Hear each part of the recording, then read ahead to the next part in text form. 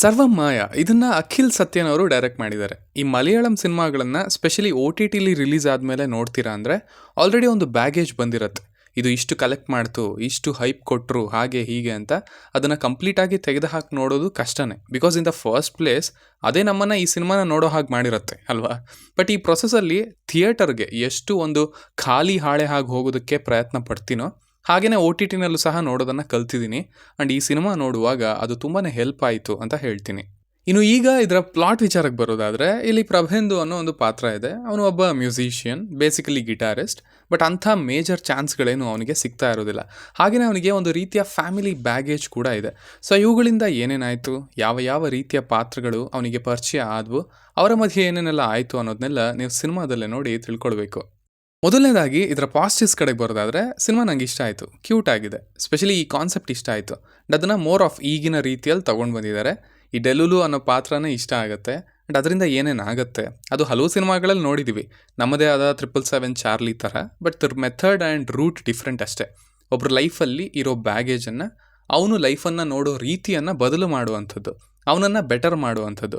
So ನೀವು ಹಲವು ಸಿನಿಮಾಗಳಲ್ಲಿ ಇದನ್ನೇ ನೋಡಿದರೂ ಸಹ ಪಾಸಿಟಿವಿಟಿ ಅನ್ನೋದು ಆ್ಯಂಡ್ ಒಬ್ಬರ ಲೈಫ್ ಬೆಟರ್ ಆಗ್ತಿದೆ ಅನ್ನೋದು ಅದು ಆಲ್ವೇಸ್ ಒಂದು ಒಳ್ಳೆ ವೈಬನ್ನು ಕೊಡುತ್ತೆ ನಮಗೆ ಅಲ್ವಾ. ಸೊ ಆ ಭಾವನೆ ನನ್ನಲ್ಲೂ ಹುಟ್ಟಿತು, ಈ ಸಿನಿಮಾ ಹುಟ್ಟಿಸ್ತು ಅಂತ ಹೇಳ್ಬೋದು. ಆ್ಯಂಡ್ ಮೇನ್ಲಿ ಇಲ್ಲಿ ವರ್ಕ್ ಆಗಿರೋದೇನೆಂದರೆ, ಆ ಫೇಸ್ ಏನಿದೆ ಅದನ್ನು ಡ್ರಾಮ್ಯಾಟಿಕ್ಕಾಗಿ ತೊಗೊಂಡು ಹೋಗಿಲ್ಲ, ಕಾಮಿಡಿಯಾಗೆ ತೊಗೊಂಬಂದಿದ್ದಾರೆ. ಆ್ಯಂಡ್ ಚೆನ್ನಾಗಿ ವರ್ಕ್ ಆಗುತ್ತೆ ಅವೆಲ್ಲ, ಬಿಕಾಸ್ ಆ ಕ್ಯಾರೆಕ್ಟರ್ ಚೆನ್ನಾಗಿದೆಯಲ್ಲ. ಹಾಗಾಗಿ ಸಿಚುವೇಶನಲ್ ಕಾಮಿಡಿ ಇನ್ನು ಕ್ಯೂಟ್ ಅನಿಸುತ್ತೆ. ಸ್ಪೆಷಲಿ ದೆವ್ವದ ಸಿನಿಮಾ ನೋಡಿ ಅವರೇ ಹೆದರ್ಕೊಳ್ಳೋದು, ಹಾವು ಅಂದಾಗ ಹೆದರೋದು, ಆ ಹೊಸ ಟಚ್ ಏನಿದೆ ಅದು ವರ್ಕ್ ಆಯಿತು ಅಂತ ಹೇಳ್ತೀನಿ. ಆಲ್ಸೋ ಇವನ ಹೋಮ ಹವನಗಳ ಜರ್ನಿ ಅದು ಚೆನ್ನಾಗಿತ್ತು, ಒಳ್ಳೆ ನಗುನ ತರಿಸ್ತು. ಅಫ್ಕೋರ್ಸ್ ಅಜು ವರ್ಗೀಸಿದ್ದಾರೆ ಅಂದರೆ ಅಲ್ಲಿ ಕಾಮಿಡಿ ವರ್ಕ್ ಆಗಲೇಬೇಕು. ಇಲ್ಲೂ ಅದಾಗುತ್ತೆ, ಸಿಂಪಲ್ ಆಗಿ ಕ್ಯೂಟಾಗಿ ಆಗುತ್ತೆ. ಇನ್ನು ಎಮೋಷನ್ಸ್ ಬಗ್ಗೆ ಹೇಳೋದಾದರೆ, ಸಿನಿಮಾ ಅದರಲ್ಲಿ ಸ್ವಲ್ಪ ಹಿಂದೆ ಬೀಳುತ್ತೆ, ಅದ್ರ ಬಗ್ಗೆ ಮುಂದೆ ಮಾತಾಡೋಣ. ಬಟ್ ಒಂದಷ್ಟು ಕಡೆ ಅದು ಕೂಡ ವರ್ಕ್ ಆಗುತ್ತೆ, ಬಿಕಾಸ್ ಇವನಲ್ಲಿ ಇರುವಂಥ ಎಲ್ಲ ಬ್ಯಾಗೇಜ್ಗೂ ಒಂದು ಕ್ಲೋಜರ್ ಸಿಗ್ತಾ ಹೋಗುತ್ತಲ್ಲ. ಅದರಿಂದ ಹಲವು ವಿಷಯಗಳ ಬಗ್ಗೆನೂ ಇಲ್ಲಿ ಹೇಳ್ತಾರೆ, ಅವನಿಗಷ್ಟೇ ಅಲ್ಲ ನಮಗೂ. ಸೊ ಅವೆಲ್ಲ ಪಾಠದ ರೀತಿ ಅಲ್ಲದೆ ಸುಮ್ಮನೆ ಕ್ಯಾಶುವಲ್ ಕನ್ವರ್ಸೇಷನ್ಗಳಲ್ಲಿ ಬಂದು ಹೋಗುತ್ತವೆ. ಸೊ ಆ ಅಪ್ರೋಚ್ ಕೂಡ ಇಷ್ಟ ಆಯಿತು. ಇನ್ನು ಪರ್ಫಾರ್ಮೆನ್ಸಸ್ ಕಡೆಗೆ ಬರೋದಾದರೆ, ನಿವಿನಿದ್ದಾರೆ, ಈ ರೀತಿಯ ಕಾಮಿಡಿ ರೋಲ್ಸ್ನ ಅವ್ರು ಚೆನ್ನಾಗಿ ಮಾಡ್ತಾರೆ. ಎಲ್ಲೋ ಕಳೆದು ಹೋಗಿದ್ರು, ಇನ್ನು ಕಂಪ್ಲೀಟಾಗಿ ವಾಪಸ್ ಬಂದಿಲ್ಲ.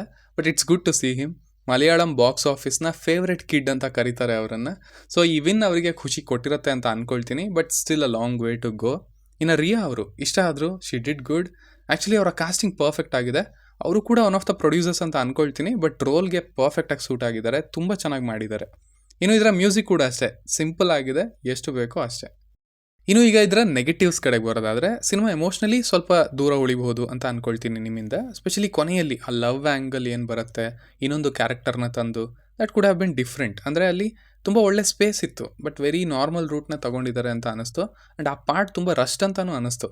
ಒಂದು ಸೂಪರ್ ಸೀಕ್ವೆನ್ಸಲ್ಲಿ ಬರಬಹುದಿತ್ತು, ಬಟ್ ಇಟ್ ಬಿಕೇಮ್ ರೊಟೀನ್ ಅಂತ ಅನ್ನಿಸ್ತು. ಆ್ಯಂಡ್ ಅದರಿಂದ ಆ ಎಮೋಷನ್ ಸ್ವಲ್ಪ ಹಿಂದೆ ಉಳಿತು ಅಂತ ಹೇಳ್ಬೋದು, ಸ್ಪೆಷಲಿ ನನಗೆ ಅಂತಲೂ ಹೇಳ್ಬೋದೇನೋ.